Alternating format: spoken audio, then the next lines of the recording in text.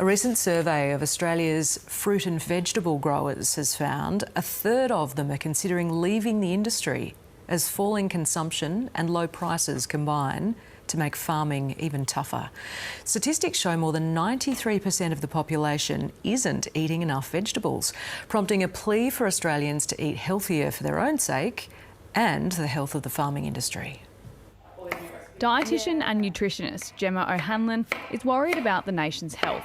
Many of us are choosing too many unhealthy foods in our daily diets. And it's really not the individual's fault because we're exposed to these unhealthy foods wherever we go.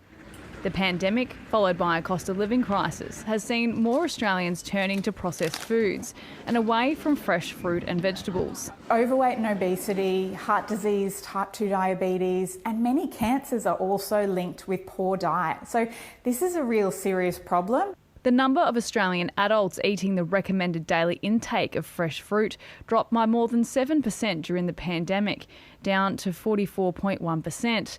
But when it comes to eating our greens, a 1% drop means just 6.5% of the population are eating enough vegetables.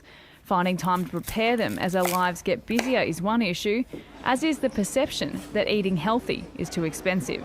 The good news is that veggies are not expensive. In fact, fresh veggies on average are about 65 cents a serve. Catherine Valicia's family has been growing vegetables on Melbourne's Western Fringe for 3 generations. But with production costs climbing at a much faster rate than prices, the future looks grim.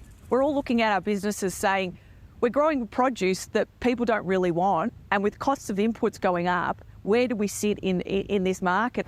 The peak industry body AusVeg has found that over a third of producers are considering leaving the industry in the next 12 months. They want people to eat healthier, making it a win-win for farmers and the consumer. All we need is people to eat one more serve, and that could change our health and our industry. Eating your greens to look after the nation's health.